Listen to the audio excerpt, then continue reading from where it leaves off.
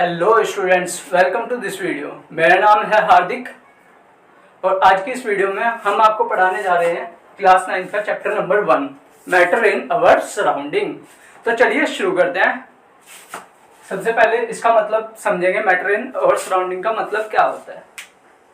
तो मैटर आपको पता नहीं है अभी क्या होता है, चलिए समझने की कोशिश करते हैं। सराउंडिंग से तो आप समझते होंगे हमारे आसपास की चीजें, जो हमारे आसपास की चीजें होती हैं उन्हें क्या कहते हैं, सराउंडिंग। मैटर क्या होता है? और मैटर एक ऐसा सब्सटेंस होगा, a substance which occupy space and has mass. Any substance भी लिख सकते हो आप, any substance which occupy space and has mass is known as matter, is known as matter। साथ साथ नोट डाउन करते रहिए आप इसको, ताकि आपको अच्छे से समझ आए।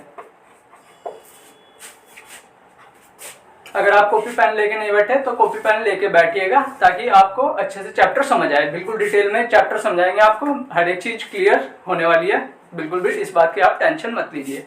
तो चलिए शुरू करते हैं। मैटर क्या होता है? एक ऐसा सब्सटेंस कोई भी जो ऑक्यूपाई करता हो स्पेस को और उसके पास क्या हो, मास हो, उसको क्या कहते हैं, मैटर। अभी आपको ये बात बिल्कुल क्लियर नहीं हुई होगी एग्जैक्ट, चलिए क्लियर कराते हैं। स्पेस से आप क्या समझते हो? जगह। जो भी चीज, ऐसी कोई भी चीज जो जगह घेरे और उसके पास क्या हो, मास हो, उसको ही क्या कहेंगे, मैटर। मास क्या होता है? मास एक किसी भी सब्सटेंस की इंट्रिंसिक प्रॉपर्टी होती है। क्या होती है? इंट्रिंसिक प्रॉपर्टी जो दर्शाती है क्वांटिटी ऑफ मैटर को। It is an intrinsic property of any substance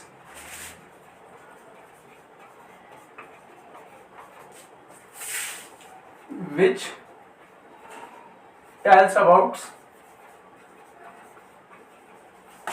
the quantity of matter. Quantity of matter.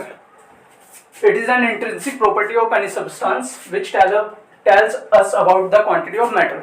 यानी कि मैटर की कितनी क्वांटिटी में है मैटर, जो ये चीज बताए वो क्या कहलाता है, मास। और अभी हमने पढ़ा है मैटर क्या होता है, any substance which occupy space and has मास। अब इसको एग्जांपल से समझेंगे अच्छे से। एग्जांपल किसका है? मैटर का। मैटर का एग्जांपल क्या हो सकता है, समझिए। जैसे आप किस चीज से लिख रहे हो, पेन से। पेन कुछ ना कुछ स्पेस ऑक्यूपाई करेगा, बिल्कुल। जैसे आपने बॉक्स में रख दिया, उसकी कुछ ना कुछ स्पेस होगी, पेन की बिल्कुल होगी, डेफिनेटली। तो स्पेस तो हो गई, लेकिन एक और कंडीशन है, उसके पास मास होना चाहिए। मास क्या है? क्वांटिटी ऑफ मैटर है। क्वांटिटी ऑफ मैटर को दर्शाने वाली चीज है। जैसे कोई भी चीज छोटे छोटे से पार्टिकल से मिलकर बनती है। जैसे कि हम एयर की बात करें, एयर में छोटे छोटे पार्टिकल्स होते हैं, तब जाके एयर बनती है। बिना एयर भी बिना पार्टिकल्स के एग्जिस्ट नहीं कर सकती। अगर पार्टिकल्स हटा दिए जाए तो उसको एयर नहीं बोलेंगे, ऐसा पॉसिबल है। लेकिन उसको उस केस में हम कहेंगे वैक्यूम।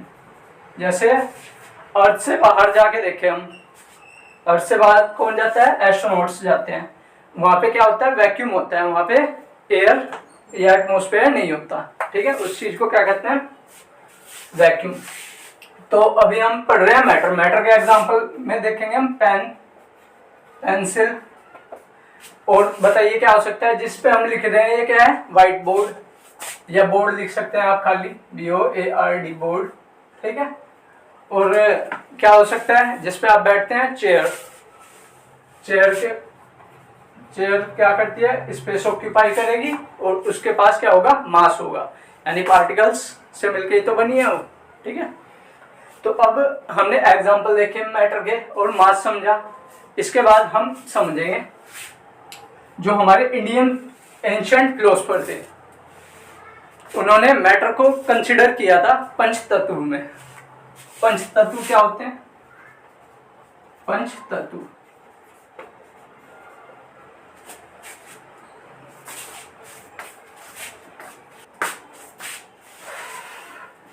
पंचतत्व होते हैं हमारे, देखिए पंचतत्व क्या होंगे हमारे, एयर हो गया, वाटर हो गया, वाटर के बाद क्या हो जाएगा, सोइल, एयर वाटर सोइल। और क्या हो सकता है पंचतत्व में, हमारे आसपास की चीजों को देखिए, सभी चीजें किस चीज से मिलकर बनी है, हवा, पानी, मिट्टी, फायर एंड स्काई। देखिए जो हमारे एंशंट फिलोसफर थे उन्होंने मैटर को कंसिडर किया था, मैटर को क्लासिफाई किया था पंचतत्व में। वो कौन कौन से थे, एयर, वाटर, सोइल, फायर और स्काई, यानी कि भू, गगन, जल, अग्नि, नीर। ठीक, अब इसके बाद हम कैरेक्टरिस्टिक पढ़ेंगे, इसको नोट डाउन कीजिए, पहले वीडियो पॉज करके नोट डाउन कीजिए इसको। तो अब हम कैरेक्टरिस्टिक्स ऑफ मैटर पढ़ेंगे। तो कैरेक्टरिस्टिक्स में आपको क्या क्या पढ़ना है, देखिए, made of tiny particles, vacant space exist in particles, particles are held together by force of attraction, particles of matter are continuously moving. ये तो आपको लिख लेना है। अब इनका मतलब समझ लीजिए क्या होता है, क्योंकि बिना मतलब समझे तो ये किसी काम के नहीं है, नोट्स भी आपके। तो चलिए समझते हैं। Made up of tiny particles, tiny मतलब छोटे छोटे पार्टिकल, जो भी मैटर होगा वो छोटे छोटे पार्टिकल से मिलकर बना होगा। फॉर एग्जाम्पल, एक चौक है, क्या है, चौक की पीस, ठीक है। अब आपने उसमें देखे होंगे छोटे छोटे पार्टिकल उड़ते रहते हैं इधर उधर, जब उसको रब करते हैं, देखें तो वही क्या है, टाइनी पार्टिकल्स है। और चौक मैटर है या नहीं है, बिल्कुल है, क्योंकि उसका एक पर्टिकुलर स्पेस है और मास भी है उसके पास, तो वो क्या हो गया, मैटर हो चुका, मैटर क्या लाएगा, मैटर हो चुका, वो वाला मैटर नहीं है, लड़ाई हो गई किसी से या कुछ और मैटर हो गया, ऐसा कुछ मैटर नहीं। मैटर का मतलब ऐसा सब्सटेंस जो ऑक्यूपाई करता हो स्पेस एंड हैव मास, ठीक है। तो पढ़ाई से रिलेटेड हम बात करेंगे सारी, फालतू की बात नहीं। तो vacant space exist in particles, particles के बीच में खाली जगह मिलेगी हमें, वैकेंट स्पेस। वैकेंट का मतलब होता है खाली और स्पेस का मतलब होता है जगह, तो खाली जगह हमें पार्टिकल्स के बीच में देखने को मिल जाएगी। अब हमें पार्टिकल्स के बीच खाली जगह देखने को कैसे मिल सकती है, जैसे चौक है, चौक के बीच हमें खाली जगह देखने को मिलती है, वैसे तो हम देख नहीं सकते उसको बिल्कुल अपनी आंखों से बिल्कुल एग्जैक्ट, लेकिन एक प्रोसीजर ऐसा है कि उसके अंदर जो छोटे छोटे सी जगह होती है वो भी दिखा देती है, किसके जरिए, माइक्रोस्कोप होता है, उसके जरिए हम देख सकते हैं उसको। तीसरा आता है particles held together by force of attraction, क्योंकि पार्टिकल्स के बीच में फोर्स ऑफ अट्रैक्शन है इसलिए वो एक जगह पे जुड़ा हुआ है, ठीक है। Number 4, particles of matter are continuously moving, उसके जो पार्टिकल्स होते हैं ना किसी भी मैटर के, वो कंटिन्यूअसली मूव करते रहते हैं। ये बात आपको एक्सपेरिमेंटली भी बताई जाएगी कि कैसे होता है, लेकिन वो अगले वीडियो में आएगा आपका एक्सपेरिमेंटल बेस्ड सारी चीज़ें। अभी फिलहाल बेसिक समझा रहे हैं आपको, ये समझ लीजिए। अब इससे बाद क्या आता है, क्लासिफिकेशन ऑफ मैटर, ये लिख लिया आपने। चलिए, जो इंडियन एंशिएंट फिलोसफर थे उन्होंने मैटर को किस में कंसिडर किया था, किस तरह से क्लासिफाई किया था, यानी कि पंचतत्व में। पंचतत्व कौन कौन से थे, air, water, soil, sky and, air, water, sky, soil and, क्या चीज रहा, लिख के देख लेते हैं, एयर, वाटर, लैंड, लैंड का मतलब सोइल से हो गया, स्काई और फायर, ये पंचतत्व थे। एंशिएंट फिलोसफर ने मैटर को क्लासिफाई किया था इन्हीं पंचतत्व में, ठीक है ना। अब हम क्लासिफिकेशन देख रहे हैं, नए वाला किस बेस पे हुआ है क्लासिफाई, क्लासिफिकेशन ऑफ मैटर, समझे, क्लासिफिकेशन ऑफ मैटर। क्लासिफिकेशन का मतलब होता है वर्गीकरण करना, यानी अलग अलग चीजों को बांटना, ठीक।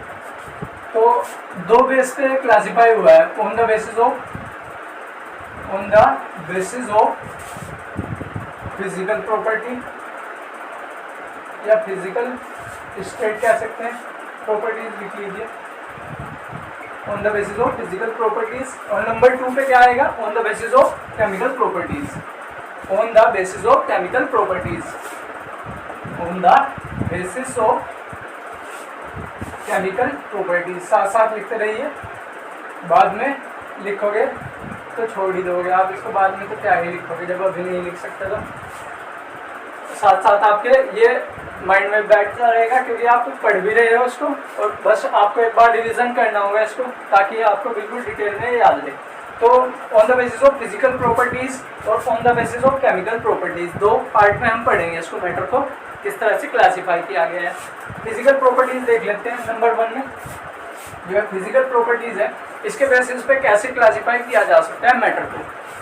तो मेनली तो हमें 3 पढ़ने हैं, solid, liquid and gas. Matter हमें 3 चीज़ों में देखने को मिल सकते हैं, या तो एक बहुत ही ठोस होगी कोई चीज़, या लिक्विड स्टेट में होगी, या फिर किस में होगी, गैसियस स्टेट में होगी। इनसे अलावा कोई हो सकता है, हो तो सकता है, क्या होगा वो सोचो। ऐसा आपने अभी तक तो देखा नहीं होगा, जनरली नॉर्मल स्टेट में ऐसी चीज़ें पाई भी नहीं जाती। नंबर 4 स्टेट होती है स्टेट ऑफ मैटर की, प्लाज्मा, और नंबर 5 होती है बोस आइंस्टीन कंडेंसेट। ये आपके सिलेबस में 4th और 5th स्टेट नहीं है, तो 3 तो आपको पढ़ा देंगे, 4th 5th बता देंगे, लेकिन आपके एग्जाम्स वगैरह में नहीं आएगी। लेकिन आपको पता होना चाहिए, जब पढ़ रहे हो अच्छे से पढ़ लेंगे। तो ये लिख लीजिए आप, क्लासिफिकेशन ऑफ मैटर। अब अगला टॉपिक आपको क्या पढ़ना है देखते हैं। अगले टॉपिक में क्या है, यही है आपका states of matter. States of matter, तो 3 चीजें पढ़ेंगे हम, सॉलिड, लिक्विड एंड गैस। तो इस तरह से बना लीजिए, solid, liquid and gas. 3 state हो गई ना, 3 ही हमको पढ़नी है।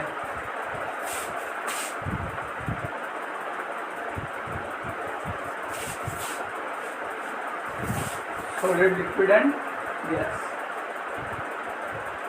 अब इनको 1 बाय 1 समझेंगे इस तरह से, ये एक दूसरे से डिफरेंट है, यानी कि अलग अलग है। सॉलिड लिक्विड से कैसे अलग है, लिक्विड गैस से कैसे अलग है, समझिएगा। सबसे पहले तो देखेंगे सॉलिड। नंबर 1, इसकी शेप फिक्स होती है, वॉल्यूम भी फिक्स होती है, समझिएगा। जैसे आपके पास एक पेन है, पेन की शेप ऐसी की ऐसी रहेगी और वॉल्यूम भी उतनी की उतनी रहेगी। बस फर्क कब तक आएगा उसमें, इंक में आएगा। इंक में भी कब फर्क आएगा, जब आप उसको यूज़ कर लोगे तो उसकी वॉल्यूम कम हो जाएगी, लेकिन कम नहीं हुई वो यूज़ होगी, वो दूसरी जगह पे चले गई। पेन से हटी है बस वो इंक, लेकिन इंक तो उतनी थी वॉल्यूम में, ठीक। अब ऐसे समझिए, हमारे पास ये मार्कर है, मार्कर ये जितनी वॉल्यूम है उतनी ही रहेगी, और जो इसकी शेप है वो ही रहेगी। इसको कंप्रेस कीजिए तब भी ये चेंज नहीं हो रही है, ठीक। लेकिन आप पानी देखिए, पानी को आप एक मग में लीजिए, फिर उसको एक गिलास में करिए, उसकी वॉल्यूम तो उतनी की उतनी रहेगी जितना पानी था, लेकिन उसकी क्या चेंज हो जाएगी, शेप चेंज हो जाएगी। क्लियर बात। तो लिखेंगे इसके बारे में, solid, solid have fix shape and fix volume. Solid have fix shape and fix volume. Fix shape और फिक्स वॉल्यूम होती है। लिक्विड में देखेंगे, लिक्विड के पास शेप फिक्स हो सकती है क्या, नहीं, लिक्विड के पास शेप फिक्स नहीं होती, जबकि इसकी वॉल्यूम क्या होती है, फिक्स, ठीक है। लिक्विड की शेप वही हो जाती है, आप जिस भी कंटेनर में इसको रखेंगे वही उसी की शेप ले लेगा लिक्विड। जैसे आप बोतल में रखोगे तो लिक्विड की शेप क्या हो जाएगी, बोतल के जैसी, ठीक है। अगर आप गिलास में रखोगे तो गिलास जैसी हो जाएगी, ठीक है। Liquid do not have fix shape and do not have fix shape but have fix volume, लेकिन इसकी वॉल्यूम क्या होगी, फिक्स होगी। लिख लीजिए इसको। अब गैस की बात करेंगे। गैस देखिए, अगर आप सिलेंडर लेते हो उसमें 1 किलो गैस भरवाओगे, एलपीजी दोनों में यूज़ होती है, लिक्विड पेट्रोलियम गैस, उसमें अगर 1 किलो गैस भरवा दी जाए तो 1 किलो गैस पूरे उस सिलेंडर में फैल जाएगी, ठीक है ना। तो फैलने का मतलब क्या है, वो एक्सपेंड हो रही है, तो उसकी वॉल्यूम क्या होगी, बढ़ जाएगी। क्वांटिटी तो उतनी रही 1 kg, लेकिन वॉल्यूम क्या होगी, बढ़ जाएगी उसकी। वॉल्यूम का मतलब क्या होता है, जितना जगह ऑक्यूपाई करे हो। जैसे 1 लीटर है, 1 लीटर हमने लिक्विड किसी गिलास में रखा, वो 1 लीटर वॉल्यूम दूसरे उसमें भी 1 लीटर रहेगा किसी कंटेनर में, अगर वो ट्रांसफ़र कर दिया। लेकिन गैस के केस में ऐसा नहीं है, वो गैस क्या करेगा, वो ज़्यादा से ज़्यादा एक्सपेंड होना चाहेगा, ठीक है ना। तो इसलिए उसके पास क्या नहीं होती, फिक्स वॉल्यूम तो नहीं होती। अब शेप की बात करें, शेप भी फिक्स नहीं होगी। कैसे फिक्स नहीं होगी, क्योंकि अब हमने सिलेंडर को स्क्वायरिकल शेप में बना लिया है, सिलेंड्रिकल शेप में बना लिया। वैसे तो सिलेंड्रिकल शेप में ही होता है हमारा जो सिलेंडर होता है, उसमें ही फिल करते हैं हम गैस को ज़्यादातर, मोस्टली तो ऐसा ही होता है। अगर हम बनाना चाहें तो बना सकते हैं, कुछ भी इम्पॉसिबल नहीं है ऐसा तो, लेकिन उसकी शेप क्या नहीं होगी, फिक्स नहीं होगी। तो लिखेंगे gas do not have fix shape note. Note का मतलब क्या है, ये नोट नहीं है, नोर है, बताइए।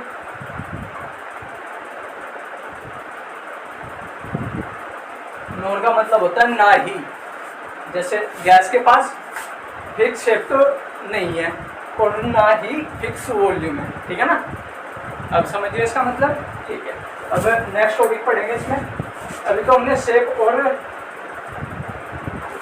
वॉल्यूम की बात करी है, अब इसके इंटरमोलिकुलर डिस्टेंस के बारे में बात करेंगे। लिख लीजिए आप इसको इतना, इंटरमोलिकुलर डिस्टेंस। देखिए solid inter molecular distance, distance है इधर आ रहा है थोड़ा सा, लेकिन समझ आ गया आपको क्योंकि हमने बता दिया। इंटरमोलिकुलर डिस्टेंस क्या होता है, जैसे दो पार्टिकल्स हैं, पार्टिकल्स कैसे, ये मान लीजिए ये एक पार्टिकल है, दूसरा पार्टिकल है, इनके बीच का जो डिस्टेंस होगा बहुत ही कम होता है। वैसे तो सॉलिड में भी बहुत कम होगा, लिक्विड में भी बहुत कम होगा, लेकिन गैस में ये ज़्यादा हो जाता है। तो लिखिएगा intermolecular distance is very less. Intermolecular distance क्या होगा इसका, बहुत ही कम होगा।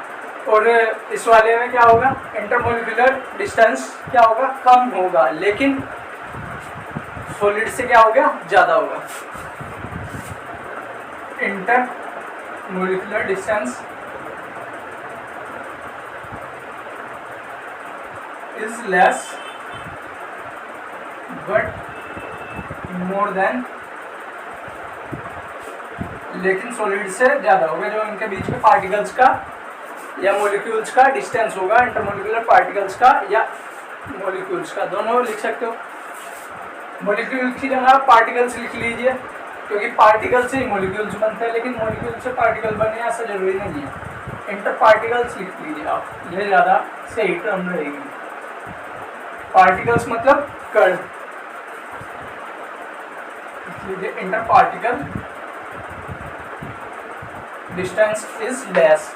इसमें भी लेस है, लेकिन किससे ज़्यादा है, सॉलिड से ज़्यादा है, ठीक है। अब अगला देखेंगे इंटर पार्टिकल डिस्टेंस, इसमें गैस में पढ़ना है हमें। तो गैस में क्या होगा, inter particle distance, inter particle distance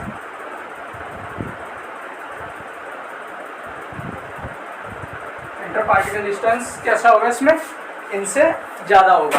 किससे, सॉलिड से भी ज़्यादा होगा, लिक्विड से भी ज़्यादा ही होगा इसमें। तभी तो देखिए एक डायग्राम से आपको अच्छे से समझ आ सकता है ये सभी चीज़ें जितने भी हम पढ़ाने वाले हैं। जैसे ये पार्टिकल्स हैं, ये जो मैं ऐसे बना रहा हूँ ना, ये पार्टिकल्स बना रहा हूँ मैं सर्कल से। डॉट से भी बहुत छोटा होता है वैसे तो पार्टिकल, लेकिन आपको अच्छे से दिखे यहाँ पे इसलिए ऐसे बना रहा हूँ, ठीक है ना। ड्राइंग ज़्यादा तो अच्छी है नहीं, बना नहीं रहा मैं अच्छी, और बात अलग है। ये लिक्विड का हो गया, ठीक। ये पार्टिकल्स बनाए हमने। सॉलिड में तो पार्टिकल्स कैसे कैसे हैं, बिल्कुल पास पास है। लिक्विड में क्या है, थोड़ा दूर है। और गैस में क्या होगा, पार्टिकल्स क्या होंगे, बहुत दूर दूर होंगे, ठीक है ना। गैस के पार्टिकल इस तरह से होंगे, बहुत दूर, ठीक है ना। ये आप डायग्राम से बना सकते हो ताकि आपको अच्छे से समझ आए। अब समझिएगा, इंटर पार्टिकल डिस्टेंस की बात कर रहे हैं। Inter particle distance is very less, इस वाले केस में सॉलिड के, और लिक्विड वाले केस में इंटर पार्टिकल डिस्टेंस क्या होगा, लेस तो होगा लेकिन ग्रेटर देन किससे होगा, सॉलिड से। अब गैसेस के बारे में बात करें तो इंटर पार्टिकल डिस्टेंस क्या होगा, is larger than solid and liquid. Solid और लिक्विड दोनों से ही क्या होगा, ज़्यादा होगा इंटर पार्टिकल डिस्टेंस, किसमें, गैस में। अब इसमें देखेंगे सॉलिड में। सॉलिड को कंप्रेस किया जा सकता है क्या, कंप्रेस का मतलब होता है दबाया जा सकता है क्या। जैसे गैस को, लिक्विड पेट्रोलियम गैस आपने सुना होगा, लिक्विड पेट्रोलियम और गैस एलपीजी, उसे लिक्विफाई किया जाता है। बहुत सारी गैस का लिक्विफिकेशन होता है।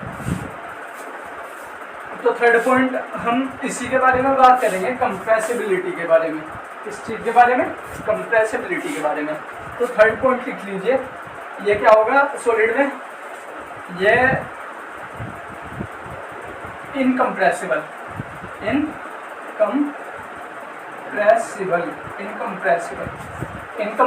का मतलब इसको कंप्रेस नहीं किया जा सकता है, ठीक है ना। और अगला देखते हैं लिक्विड को, हल्का सा जगह है इसमें, हल्की सी जगह बनाई है ना हमने, तो इसका मतलब है ये कुछ हद तक कंप्रेस की जा सकती है, लेकिन काफ़ी हद तक नहीं की जा सकती। बहुत ही माइन्यूट सा चेंज आएगा इसमें कंप्रेस करने पे भी। तो लिखेंगे इसको ऑलमोस्ट ना के बराबर ही है, बिल्कुल ये ऑलमोस्ट इनकम्प्रेसिबल, लगभग इनकम्प्रेसिबल ही है, ठीक है ना। और जबकि अगर हम गैस की बात करें तो गैसेस क्या होती है, हाईली कंप्रेसिबल होती है, क्योंकि देखिए इसके पार्टिकल्स इतने दूर दूर हैं। अगर हम इसके पार्टिकल्स को प्रेशर लगा के पास पास लाए, हाई प्रेशर पे करना होगा, लेकिन ये हमें, और टेम्परेचर कैसा होना चाहिए, लो होना चाहिए। वो हम आगे समझाएंगे, आपको थोड़ा अच्छे से समझ आएगा। अभी फिलहाल इतना ही समझिए, ये क्या है, हाईली कंप्रेसिबल है, हाईली कंप्रेसिबल, ठीक है, इतना लिखिए।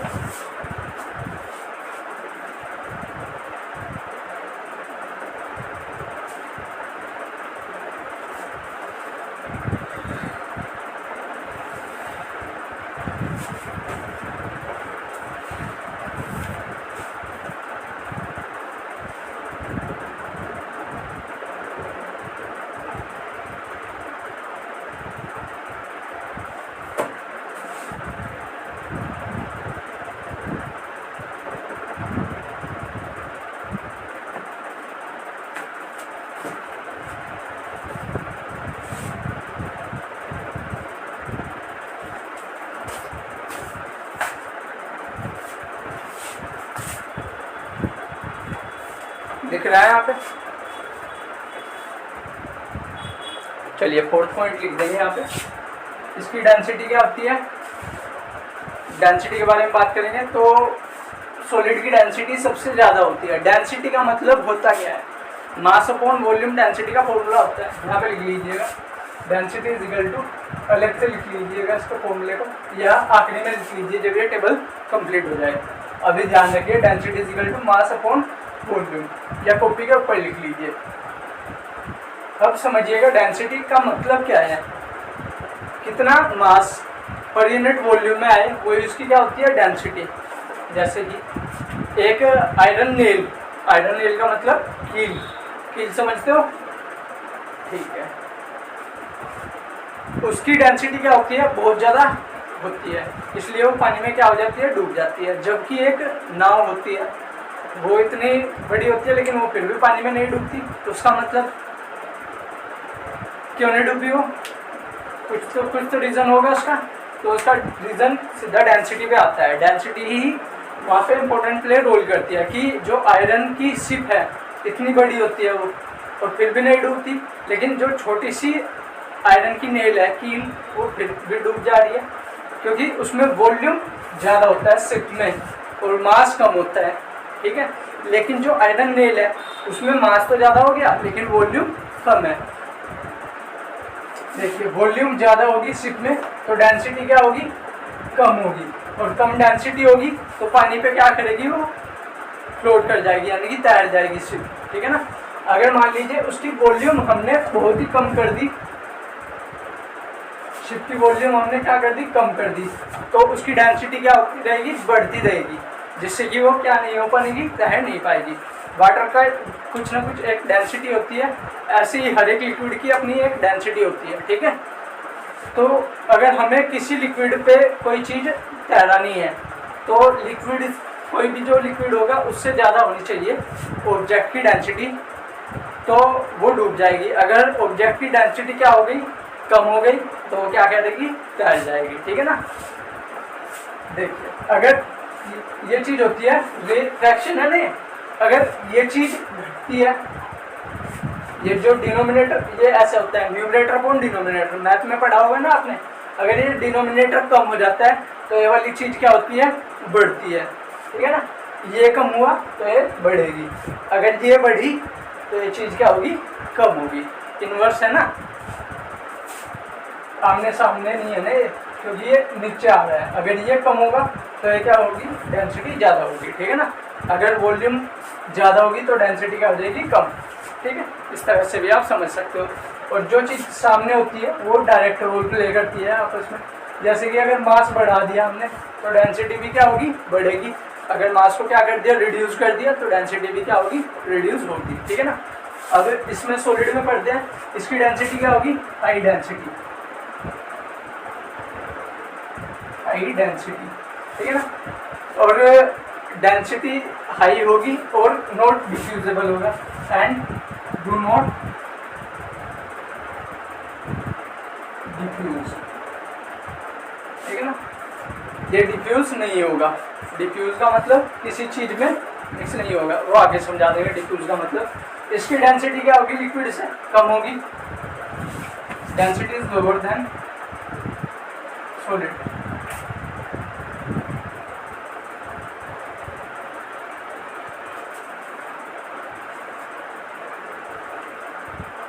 सॉलिड की डेंसिटी ज़्यादा है ना, तो इसलिए यहाँ पे बताया। और इसकी जो डेंसिटी तो लोअर है, और डिफ्यूजन देखते हैं इसमें तो ड्यू नॉट डिफ्यूज लिखा है हमने, और इसमें क्या होगा, डिफ्यूजन होगा and diffuse, density is lower and diffuse.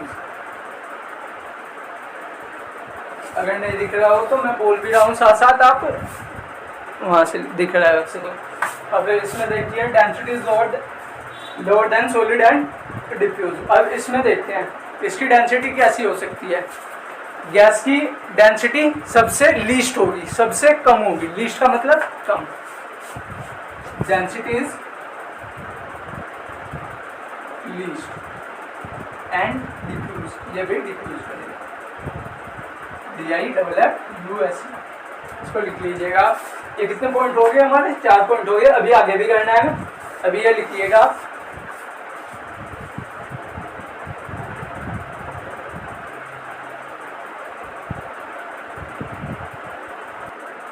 Video को पॉज करके लिख लीजिए। अब हम इसको रब कर रहे हैं, फिर तो और 2 पॉइंट रह गए इसमें, वो भी लिखवा देते हैं। ये लिख लिया आपने, मैं फर्स्ट 2 रब कर रहा हूँ।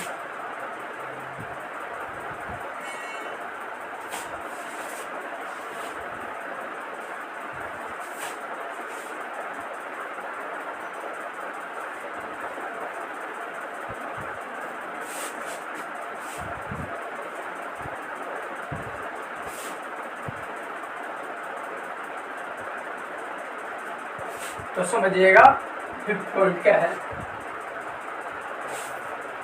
जो फिफ्थ है वो फोर्स ऑफ अट्रैक्शन के बीच का है, यानी कि जो इंटर पार्टिकल है ना उसमें कुछ ना कुछ फोर्स ऑफ अट्रैक्शन रहा होगा, तभी वो पार्टिकल्स आपस में पास पास जुड़े हुए हैं, ठीक है ना। तो सॉलिड में देखिएगा, देखने से क्या लग रहा है, इसके पार्टिकल्स बहुत ही पास पास हैं। तो पास पास हैं तो इसके पार्टिकल यानी कि इंटर पार्टिकल्स की जो फोर्स ऑफ अट्रैक्शन है वो क्या है, स्ट्रॉन्गेस्ट है, इसलिए तो ये पास है। तो लिखिएगा inter particle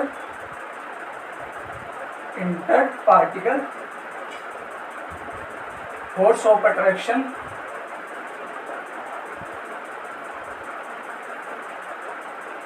is strongest. Clear बात, क्योंकि इसके पार्टिकल्स पास पास है तो देखने से ही पता चल रहा है डायग्राम को कि इसके inter particles force of attraction क्या रही होगी, स्ट्रॉन्गेस्ट रही होगी। अब इसकी लिक्विड की बात करें तो इंटर पार्टिकल लिखिएगा, inter particle force of attraction is weaker है। लेकिन किससे वीकर है, किससे कम है inter particle force of attraction, किसी के कंपैरिजन में ही तो होगी, सॉलिड के। Is weaker then solid. जैसे कि ये तो ऐसी बात होगी, हमने आपसे पूछ लिया 5 ग्रेटर नंबर है या स्मॉलर नंबर है। अब आपको कैसे पता कि ये ग्रेटर है या स्मॉलर है, किसी के रेस्पेक्ट में ही तो बात करेंगे। अगर हमने 1 से पूछ लिया तब आप कहोगे 5 ग्रेटर नंबर है, लेकिन अगर आपसे 15 से पूछ लिया तो आप क्या कहोगे, 15 के कंपैरिजन में अगर हमने 5 पूछ लिया तो आप कहोगे कि 5 लोअर नंबर है, ठीक है ना। इसी तरह कंपैरिजन किसी भी दो चीज़ के बीच में होता है, तभी हम बता सकते हैं कि वो चीज़ वीकर है या लोअर है। तो इस वर्ड को ध्यान से लिखना, वीकर देन सॉलिड, ठीक है। अब गैस की बात करें तो inter particle force of attraction लिखिएगा, लिख लिया होगा वैसे तो आपने बोलते ही। Inter particle force of attraction inter particle force of attraction is weakest, EST आ जाएगा इसमें एंड में। इसका मतलब क्या होता है, सबसे कम है। ये 3 फॉर्म पढ़ते हैं ना आप, वीक, वीकर, वीकेस्ट, इस तरह से पढ़ते हैं ना, जैसे गुड, बेटर, बेस्ट, ऐसे वीक, वीकर, वीकेस्ट। जैसे हम किसी चीज़ पे बहुत ज़्यादा जोर डाल रहे हैं ना तो उसमें इस तरह से आ जाते हैं वर्ड, थर्ड फॉर्म आ जाती है, ठीक है ना। तो inter particles force of attraction is weakest, ठीक है ना। अब किसके कंपैरिजन में कर रहे हैं, सॉलिड एंड लिक्विड के। ये लिखना चाहो तो आप लिख लीजिएगा, लेकिन हमने वीकेस्ट लिख लिया तो यही कंप्लीट है हमारा। अब 5th पॉइंट हो चुका हमारा, अब 6th पॉइंट लिखेंगे हम। 6th पॉइंट में क्या आ जाएगा, कॉन्स्टेंट पार्टिकल्स आर। पार्टिकल्स के बारे में देख के क्या लगता है आपको, किसके पार्टिकल्स पास पास है, सबसे ज्यादा पास किसके, सॉलिड के, फिर उससे थोड़ा सा दूर है लिक्विड के, और सबसे दूर है किसके पार्टिकल्स, गैस के। तो लिखिएगा 6 पॉइंट में कॉन्स्टिट्यूएंट पार्टिकल्स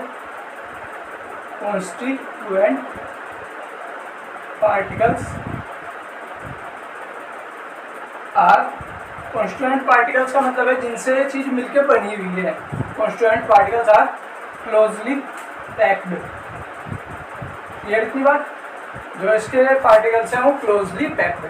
अब लिक्विड के बारे में बात करें तो इसके कॉन्स्टिट्यूएंट पार्टिकल्स कैसे हैं, क्लोजली पैक्ड तो है लेकिन सॉलिड से तो ज़्यादा पास नहीं है। तो कॉन्स्टिट्यूएंट पार्टिकल्स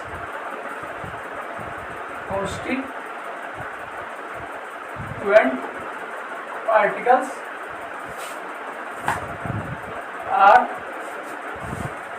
लूजली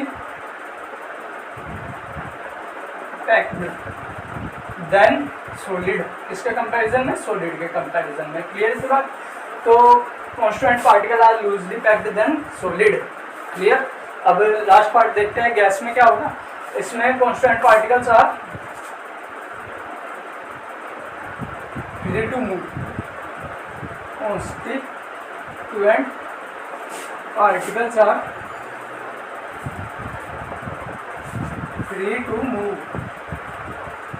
कि इन पे कोई भी बाधा नहीं है कि ये यहीं पे रुकेगी। जैसे गैस में हमने बताया था ना, गैस में जो भी पार्टिकल्स होता है वो उसी कंटेनर में फैल जाता है जिसमें वो डालते हैं। जैसे कि एक सिलेंडर है, हमने उसमें 1 kg गैस फिल कराई तो वो सारे में फैल जाएगी। उसकी बॉल पे क्या करेगी, वो प्रेशर जनरेट करेगी।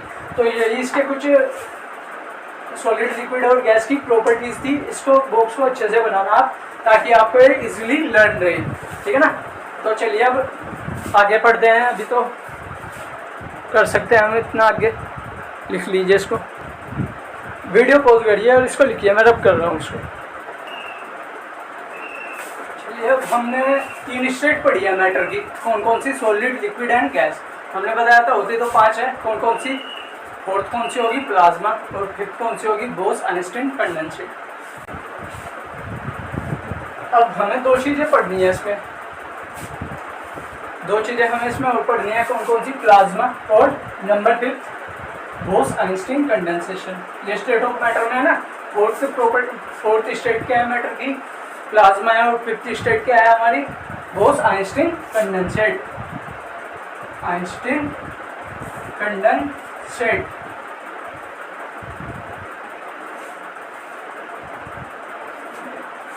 प्लाज्मा क्या है, एक आयनाइज्ड गैस है। आयनाइज्ड गैस है तो क्या करेगी, कंडक्ट करेगी इलेक्ट्रिसिटी को, कंडक्ट इलेक्ट्रिसिटी। अब ये बात आई, आपने यहाँ पे सॉलिड देखा है, अर्थ पे लिक्विड देखा है, और क्या देखा है, गैस देखा है जनरली। तो ये प्लाज्मा कहाँ पे होता है, मोस्टली तो ये क्या कहाँ पे होता है, आयनोस्फीयर में पाया जाता है। अर्थ के आसपास लेयर्स होती है, अर्थ के ऐसे लेयर होती है ना, स्ट्रेटोस्फीयर, ट्रोपोस्फीयर, आयोनोस्फीयर, ऐसे पड़ा होगा। ये अर्थ है, ये कुछ लेयर होती हैं, इनके बीच में कुछ ना कुछ किलोमीटर्स के डिस्टेंस होती है। तो वो अलग टॉपिक है, उसमें पढ़ना। आयोनोस्फीयर भी होता है, ठीक है ना, ज्योग्राफी का है, ज्योग्राफी में आपको मिल जाएगा।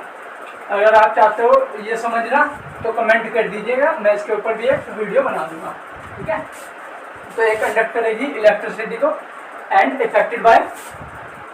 Affected by magnetic field, affected by magnetic field. जो है प्लाज्मा स्टेट है, ये मैग्नेटिक फील्ड से इफेक्ट करेगी, अफेक्ट होगी उसमें, ठीक है ना, और कंडक्ट करेगी इलेक्ट्रिसिटी को, ठीक है। जनरली फाउंड इन, लिख लेंगे जनरली, या जनरली नहीं, मोस्टली। वो तो कुछ एक्सेप्शन हो गया। एक्सेप्शन का मतलब है कुछ ऐसी स्टेट हम क्रिएट कर सकते हैं कि हम खुद बना ले प्लाज्मा। साइंटिस्ट क्या नहीं कर सकते आज के टाइम में। Mostly found in ionosphere, ionosphere में ही पाया जाएगा ये, ठीक है ना। अब फिफ्थ पॉइंट देखते हैं, बोस-आइंस्टीन कंडेंसेट। बोस-आइंस्टीन कंडेंसेट क्या होता है, समझिएगा इसको। कुछ एटम्स होते हैं, एटम्स का ग्रुप मान लीजिए, उनको हम पास ले आए, एटम्स के ग्रुप को पास ले आए, ठीक है ना। और वहाँ पे टेम्परेचर क्या कर दिया हमने, बहुत ही कम कर दिया, एब्सोल्यूट क्या कर दिया, 0 कर दिया, एब्सोल्यूट। बोस-आइंस्टीन कंडेंसेट, हमने एक ग्रुप ऑफ एटम्स लिया, ठीक है। अब ग्रुप्स ऑफ एटम को हम क्या कर देंगे, पास ले आए, रख दिया हमने। अब इनको लो टेम्परेचर कर दिया, इसका टेम्परेचर क्या कर दिया, टेम्परेचर इसका घटा दिया, ठीक है। तो ये क्या करेंगे, आपस में सभी ये जो एटम्स हैं पास आ जाएंगे सभी, और अपनी जो एनर्जी स्टेट है, सिंगलेट एनर्जी स्टेट शो करेंगे, एक ही एनर्जी स्टेट शो करेंगे सभी। और ये क्या बना देंगे, सुपर एटम बन जाएगा। ये क्या बन जाएगा, सुपर एटम। इसी स्टेट को क्या कहेंगे, बोस-आइंस्टीन कंडेंसेट। ये किसने बताया था, सत्येंद्र नाथ बोस ने बताया था इसको, इसलिए इसमें बोस वर्ड यूज है। ये आइंस्टीन कहाँ से आया इसमें, इसके भी एक हिस्ट्री है। जो सत्येंद्र नाथ बोस थे, उन्होंने एक पब्लिशर को बताया कि हमारे पास एक थ्योरी है। उन्होंने पब्लिश करने के लिए मना कर दिया, लेकिन पब्लिशर ने, तो उन्होंने अपना एक डॉक्यूमेंट किसको भेजा, आइंस्टाइन को भेजा पोस्ट के माध्यम से। तो आइंस्टाइन को देखा, आइंस्टाइन को समझ आया कि ये अच्छा कॉन्सेप्ट है, तो उन्होंने इनके कॉन्सेप्ट को फिजिक्स में मान्यता दे दी और इसी कॉन्सेप्ट को लेके बोस-आइंस्टाइन कॉन्सेप्ट को लेके नोबेल प्राइज भी मिला हुआ है 1955 में। तो ये समझिएगा ये क्या बना लेगा, सुपर एटम बना लेगा। ये क्या है, बोस-आइंस्टाइन कंडेंसेटर, ठीक है। तो इतना ही लिखिएगा इसमें। एक लास्ट चीज बता देंगे इसमें, ये आपके काम तो आएगा नहीं इस बार क्योंकि आपके सिलेबस में नहीं है, लेकिन आपको पता होना चाहिए ये दो चीज़ें। बाकी पढ़ाया है वो तो काम का है, ठीक है ना।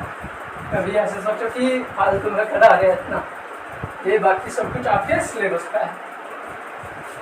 ये अब थोड़ी सी और चीज़ें देख लें, फिर वीडियो ख़त्म करते हैं, फिर नेक्स्ट वीडियो में पढ़ाएंगे क्योंकि वीडियो लेंथी हो जाएगा। अब आपका इंटरेस्ट खत्म होता जा रहा होगा धीरे धीरे, जैसे आप थक चुके होंगे। Solid, liquid and gas. देखिए सॉलिड को हम लिक्विड में चेंज कर सकते हैं कैसे, जैसे बर्फ है उसको रूम टेम्परेचर पर रख दीजिए, फ्रिज में से कोई भी पानी की बोतल निकाल ली जिसमें बर्फ जम रहा है, उसको बाहर रूम टेम्परेचर पर रख दीजिए, थोड़ी देर बाद वो क्या हो जाएगा, मेल्ट हो जाएगा, ठीक है ना। उसी प्रोसेस को क्या कहते हैं, मेल्टिंग। और वो किस में चेंज हो जाएगा, लिक्विड में चेंज हो जाएगा, बिल्कुल सही। लिक्विड को सॉलिड में कर सकते हैं, पानी है हम फ्रिज में रखते हैं, फ्रीजर में बर्फ जमने के लिए, तो उसे क्या कहते हैं, फ्रीजिंग। तो दो चीजें तो हमने देखी, सॉलिड से लिक्विड प्रोसेस को क्या कहेंगे, मेल्टिंग, और लिक्विड से सॉलिड बनने के प्रोसेस को क्या कहेंगे, फ्रीजिंग। क्लियर। अब लिक्विड से गैस, लिक्विड से गैस कैसे बनती है, वेपर बनके, वेपराइजेशन। वेपर कब बनेगा, जब पानी को उबालते हैं ना तो वेपर्स बनती रहती है, तो उसी प्रोसेस को क्या कहेंगे, वेपराइजेशन। गैस से लिक्विड बन सकता है क्या, देखा होगा आपने। एक भगोना लीजिए, उसके ऊपर कुछ न कुछ किसी चीज़ से ढक दीजिए उसको, थोड़ी देर बाद आप देखेंगे कि उसके जो ढक्कन है उसके ऊपर वाटर की ड्रॉपलेट्स हैं, तो वो वाटर की ड्रॉपलेट्स ढक्कन पे कैसे चलेगी, क्योंकि वो वाटर बन चुका था। वाटर क्या बन चुका था, वेपर बन चुका था, जिससे वो उड़ चुका था पहले तो एक बार, ठीक है। फिर वो क्या हो गया, जो पानी की ड्रॉपलेट्स है वो क्या होगी, कंडेंस हो गई, और वो किस में आ गई, वापस वेपर से लिक्विड में आ गई। तो वेपर किस फेज में था, गैस फेज में। गैस से लिक्विड बना, क्या होके बना, कंडेंस होके बना। तो इस प्रोसेस को क्या कहेंगे, कंडेंसेशन, ठीक है। अब सॉलिड से गैस में कोई चीज़ आपने देखी है क्या, सोच के बताइए, सॉलिड से किसी चीज़ को आपने गैस में बनते हुए देखा है क्या, ध्यान तो आ नहीं रहा होगा आपके, क्योंकि ये आप देखते भी होंगे, इग्नोर कर देते होंगे ऐसी चीज़ों को। घर में बहुत ही आम तौर पे यूज़ होने वाली चीज़ है, सोचिए देखिए। चलिए बता देते हैं आपको, लिक्विड से गैस में, सॉलिड से सीधा गैस में होने वाली चीज़, कन्वर्ट होने वाली चीज़ क्या है, नेफ्थलीन। कपूर का नाम सुना है, घरों में रखते हैं, वो कुछ टाइम बाद उड़ जाता है। पहले किस में था, वो ठोस अवस्था में यानी कि सॉलिड में, और बाद में किस में चला गया, वो सीधा गैस में, ठीक है ना। तो इसी प्रोसेस को क्या कहेंगे, सब्लिमेशन। और गैसियस चीज, उसी गैसियस स्टेट को हम दोबारा से सॉलिड में लाने के प्रोसेस को क्या कहेंगे, डिपोजिशन। क्या कहेंगे, डिपोजिशन, ठीक है। तो उम्मीद करते हैं आपको ये अच्छे से समझ आया होगा जो चीज़ें आपको पढ़ाई गई है अभी तक। तो नेक्स्ट वीडियो में मिलते हैं, इनको अच्छे से नोट्स बनाना, ताकि अब हम जब क्वेश्चन करें आपको सारे डाउट्स क्लियर रहें, कोई भी आपका डाउट न रहे। तो मिलते हैं नेक्स्ट वीडियो में, तब तक के लिए थैंक यू।